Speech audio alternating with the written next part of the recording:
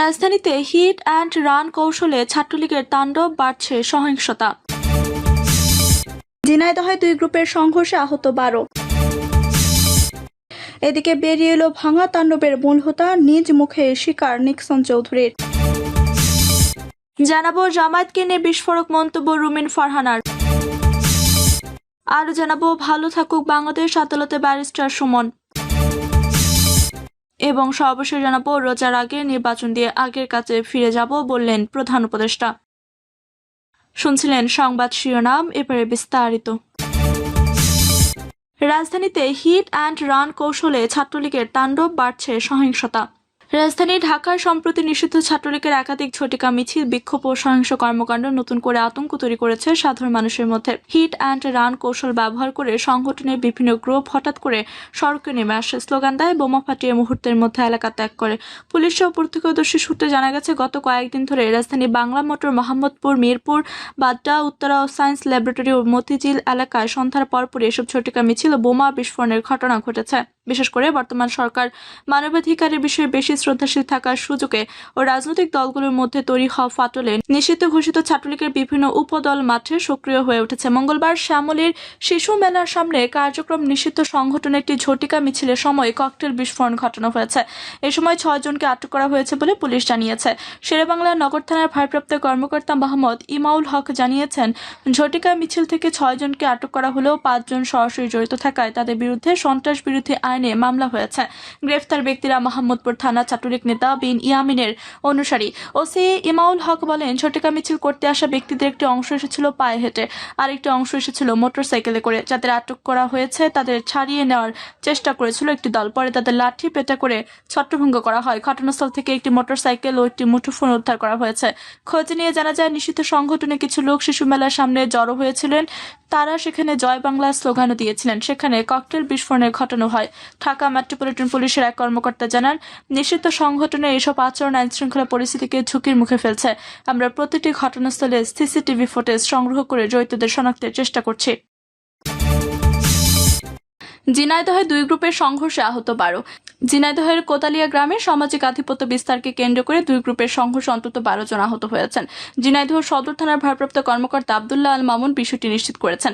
Police ও স্থানীয়রা জানান, ঝিনাইদহ সদর উপজেলার কোতালিয়া গ্রামে দীর্ঘদিন ধরে বিএনপির 2 গ্রুপের মধ্যে সামাজিক বিরোধ চলে আসছিল। সম্প্রতি বৃষ্টিতে স্থানীয় বিএনপি নেতা আব্দুল হাই গ্রুপের সোয়েব নামের এক ব্যক্তির পুকুরের মাছ ভেসে যায়।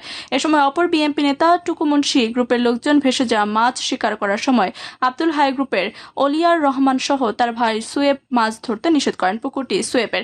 সে সময় 2 পক্ষের মধ্যে কথা কাটাকাটি ঘটে।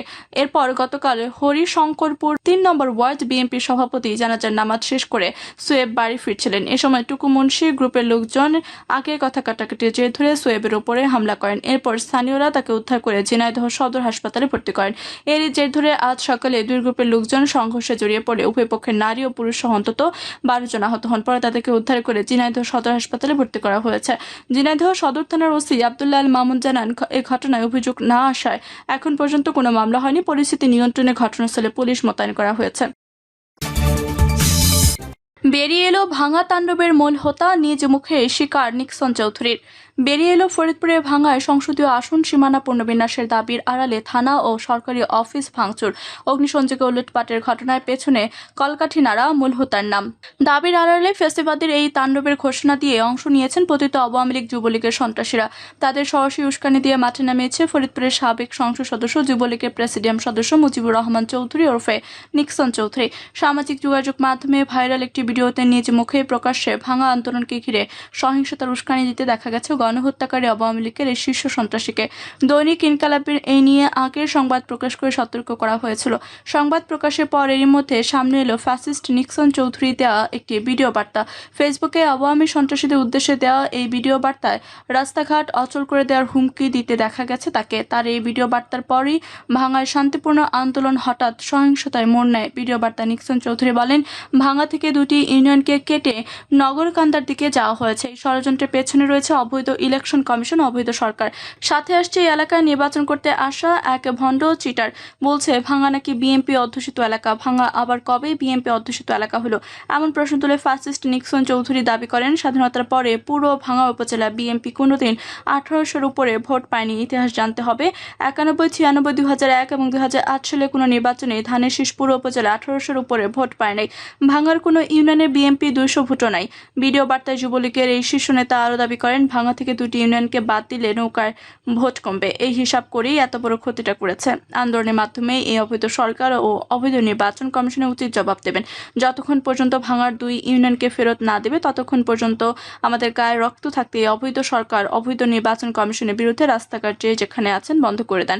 আমরা সবাই আপনাদের সাথে আছি। দৈনিক ইনকিলাব প্রতিবেদনে স্থানীয়দের বরাত দিয়ে বলা হয়েছিল, আন্দোলনের মাঝে ফাঁসিবাদের অনুপ্রবেশের কারণে ভাঙায় আইন শৃঙ্খলা অবনতি ঘটে। কেউ কেউ জানিয়েছেন বৈধ আন্দোলনকে পেছনে ফিরে দেওয়ার জন্য একটি কুচক্রী মহল আন্দোলনকারীদের পেছন থেকে ভাঙার শান্তিপ্রিয় জনতার উপর দোষ চাপিয়ে তারা জনতার কাতারে এসে ছদ্মবেশ ধারণ করে। আর এ পর্দার আড়ালে কলকাঠি নাড়ানো মহলটি ভাঙার সকল সরকারি স্থাপনা হামলা, ভাঙচুর, লুটপাট এবং অগ্নিসংযোগের জন্য দায়ী বলে সুশীল সমাজ মনে করেন। বৌদ্ধ ও শিক্ষিত মহল মনে করে আল্লাহ তাআলা ভাঙাবাসী সহ সকল প্রশাসনকে অল্পতে বাঁচিয়েছেন। এখানেও যে গোপালগঞ্জের মতো ঘটনা জন্ম হতো না, এ কথাটা তা উড়িয়ে দিচ্ছেন না অনেকেই। উল্লেখ্য, প্রতিটি জাতীয় সংসদ নির্বাচনের আগে নির্বাচন কমিশনের ভোটারের সংখ্যা আনুপাতিক হারে সংসদীয় আসন পুনর্নির্ধারণ করে থাকেন।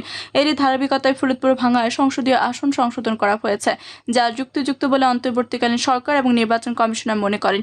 এই সীমানা নির্ধারণকে মানতে পারছেন না ফরিদপুর 4 আসনের ভোটাররা। তারা তাদের পুরনো আসন সীমানার দাবিতে গত 1 সপ্তাহ যাবৎ আন্দোলন করে আসছেন। গত 7 দিনের শান্তিপূর্ণ আন্দোলনের মাঝে হঠাৎ করে গত সোমবার বেলা 12টার ভাঙায় এই শান্তিপূর্ণ আন্দোলনের সহিংসতার রূপ নেয়।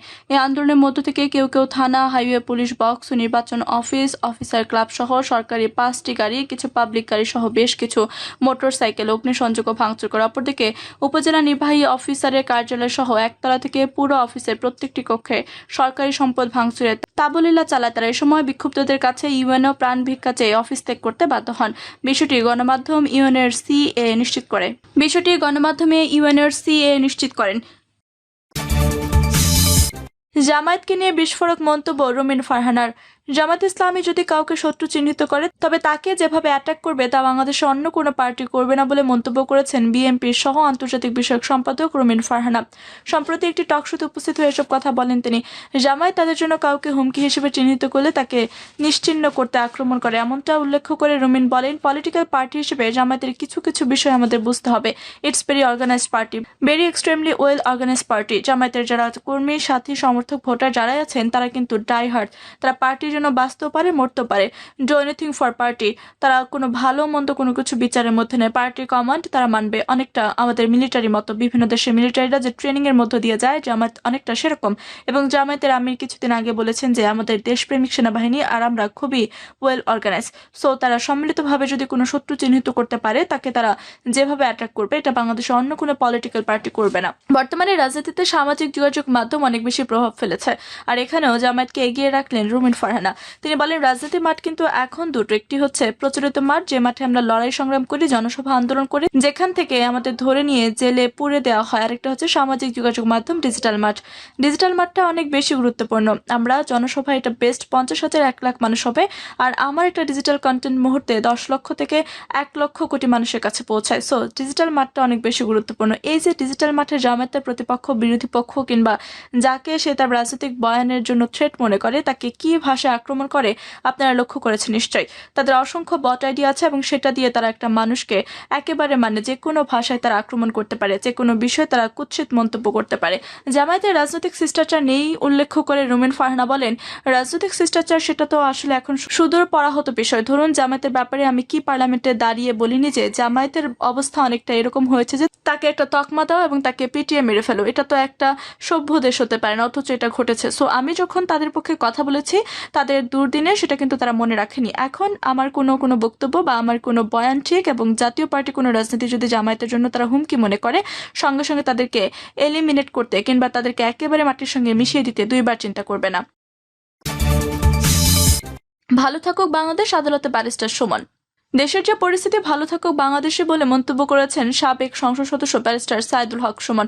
বুধবার সকাল 9:30টার দিকে কারাগার থেকে নতুন মামলায় গ্রেফতার দেখানোর জন্য আদালতে হাজির করা বলে মন্তব্য করেন তিনি। এ সময় বারবার একই কথা বলতে থাকেন সুমন। এদিন জুলাই আন্দোলন কেন্দ্রিক যাত্রাবাড়ি থানার মোহাম্মদ রিয়াজ হত্যা মামলায় তাকে গ্রেফতার দেখানোর আবেদন মঞ্জুর করেন ঢাকার মেট্রোপলিটন ম্যাজিস্ট্রেট আরিফুর রহমান। প্রিয় দর্শক, এই ছিল এখনকার মতো সর্বশেষ সংবাদ। আপনি সব সংবাদ পেতে চ্যানেলটি সাবস্ক্রাইব করে পাশে থাকা বেল বাটনটি ক্লিক করে রাখুন। ধন্যবাদ সবাইকে এতক্ষণ সাথে থাকার জন্য।